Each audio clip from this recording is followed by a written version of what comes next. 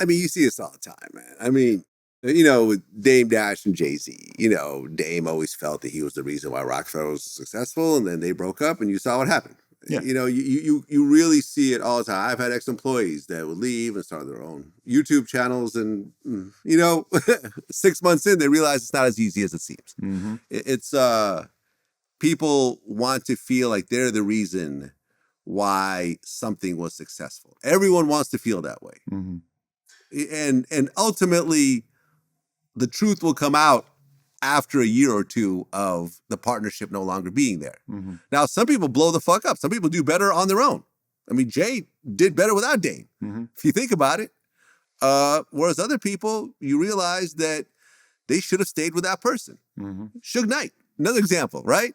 If Suge Knight stayed with Dre, he'd be a billionaire right now. Mm-hmm. He'd have a piece of Eminem, Kendrick, 50 Cent, Beats by Dre. I mean, whatever the Compton movie, like it will go on and on and on and on. But instead, he was like, I don't need anyone. I'm the one who's, I got Tupac now. I got whoever now. And ultimately it all fell apart. A lot of those guys who left, they already know deep down inside that they fucked up. But their egos kind of stop them from acknowledging that publicly. So they have to go onto their streams and act like everything is all good and act like they're doing so good, when they probably all wish that they still had those checks coming in from No Jumper. Myself personally, I wish I had been less of a friend and more of a businessman. I wish that I had approached the situation and been less cool about it. And I wish that the first time, because like AD, it was just like a consistent thing where he was saying, fuck No Jumper, or fuck Adam, fuck the white man. And just, it's like kind of making a joke out of it. But at the same time, when I look back on that, that was like planting the seeds of him starting to get the idea that rebelling against No Jumper was going to be the thing that got the most response or the most comments or the most views or whatever. And I just wish that the first time that he had said fuck No Jumper on camera, even as a joke, that I had said, hey, that's not going to fly. That's not going to work for me. Like I have to set strict boundaries about this. And to be fair, everybody that I have on the team now seems like they get that. Some people just have a hard time, playing their role and playing their position. And I feel like, at a certain point, I heard AD saying that before he came to No Jumper, that rappers didn't want to come on No Jumper. And that he really thought that like he was the reason why rappers started fucking with us. Never mind the fact that like, I think I remember that the same week that he started, I interviewed King Von and Jadakiss. And I did XXXTentacion. That's what I'm saying. I did like the biggest hip hop interview in terms of views on one single piece of content with that X interview. I think that is the interview with the most views in hip hop history on one piece of content. Now, obviously, you have a lot of interviews where if you were to combine all the clips together, it would be some absurd number. But I mean, yeah, No Jumper was already a business that had 2 or 3 million subscribers before any of those guys came around, and we're still doing great right now. And there's no signs that them leaving left any like real substantial damage to the business or anything. And meanwhile, from my perspective, it seems like they are kind of struggling to build this thing that they all started together. But, I don't wish anything bad upon them. I wish that they had handled shit a little bit better. But ultimately, them leaving was like one of the bigger challenges I've faced in terms of building this business. But I already feel like I've made it past that challenge and that everything's great. So really, it was a very, very important proving grounds for me. I mean, the thing about running a business, which makes it hard for the CEO sometimes, is that, listen, you do have a relationship with every person that works for you in one way or another, depending on how much time you spend with that person. And there's always going to be a lot of special cases and individual situations that come along the way. But what I've always had to do, and it's been hard, to do this, is that when someone comes to you, you have to make a decision that applies to everyone else. You know what I mean? Like, you got this, I got this special situation where I got to take off, and I know I don't have any more vacation days, but it's like, well, if I let you take off, then everyone is going to be able to come to me with the same request. Mm-hmm. And I simply can't do that with 20 employees. So I'm going to have to tell you no. Mm-hmm. Not because I don't think that this is a viable ask, but I then have to change the overall policy of the company. And I have to keep it fair with everyone else. So I've had to tell people no. And ultimately, people have accepted, but some people didn't. I mean, I had one guy quit. You know, he wanted to do so. He wanted to take a day off because he had some sort of event he felt it was so important to go to. And I told him, I'm sorry. Like, no one else could cover your day. You have no days off. We've been allowing you up to this point, but now we can't do it anymore. And he's like, well, I quit then. Fuck that shit.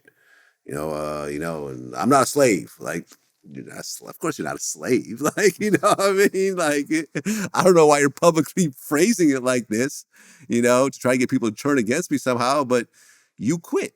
Yeah. I said you cannot take this day off because of a company-wide policy. And you chose that this event was more important than your job, and that's cool. I get it. And to me, that was the end of it.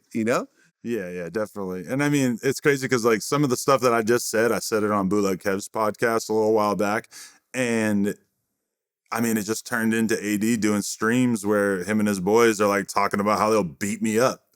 And it's just like, bro, like this is embarrassing. Like you guys are supposed to be podcasters and you think that this is like the thing that's going to get you ahead in the industry by just acting thugged out on stream. Like I don't know. I was like kind of disappointed right there. And I feel like a lot of the advice that I gave AD along the way, where I was really trying to guide him in the direction of doing better podcasting, like even me bringing topics to the table and saying like, hey, we have this topic, and this topic for this week. He really rejected that and like wanted to just tell stories about hanging out in the neighborhood back in the day or whatever. And like, to me, it was like, no, like, if you want to go far in this game, you're going to have to really add some substance. And like when I read on the No Jumper Reddit of what the reaction is to a lot of his current content, it is the fans giving him the exact same advice that I was trying to give him at that time, which is like, this stuff needs to have better substance. You can't just keep telling stories about some shit that you did when you were 16 or keep telling the same jokes over and over and over.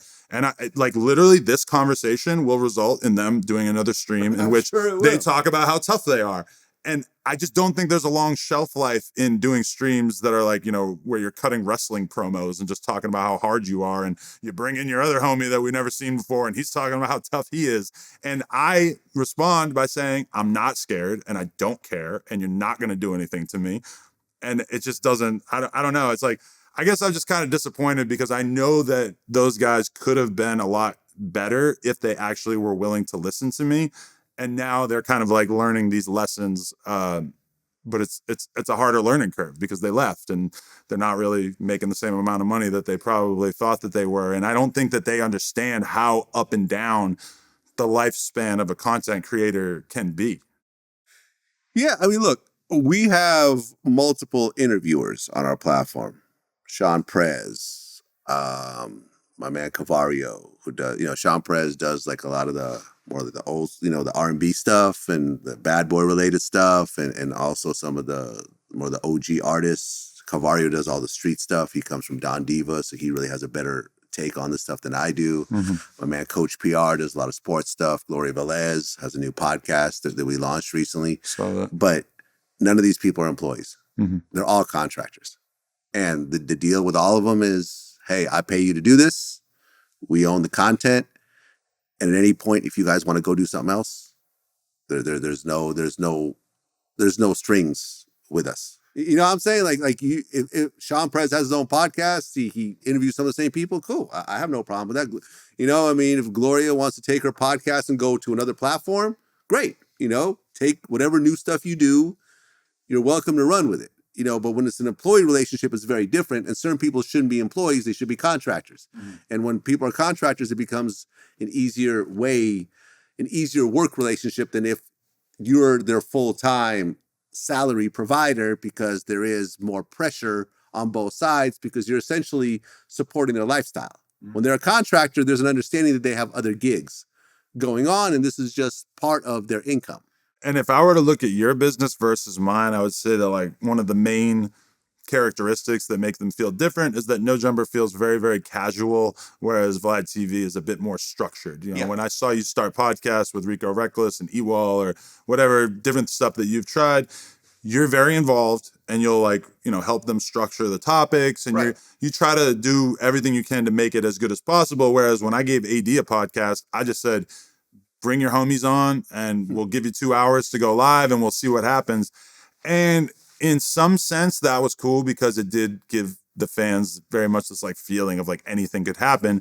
But also when you take guys that have no podcasting experience and you put them on camera for 2 hours a week or 4 hours a week or whatever it ended up being, they just start to like go in different directions that you might not have expected. So all of a sudden it became like, oh, we're going to take this one filmer and we're going to make jokes about him and give him a hard time every week or whatever. And it just, I don't know, it just started to cause too much tension within the business because a lot of these guys, drama just kind of is what they gravitate towards because they don't necessarily, I know from myself personally that I can talk about current events and topics and get a lot of views from having intelligent, complex conversations about those topics.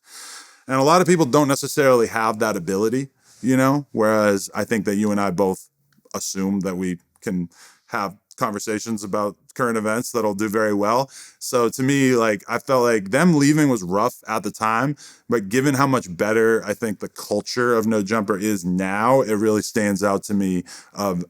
I need anyone who's bringing like a drama element to No Jumper. I really just have to jump in front of that before it starts to take hold. Yep.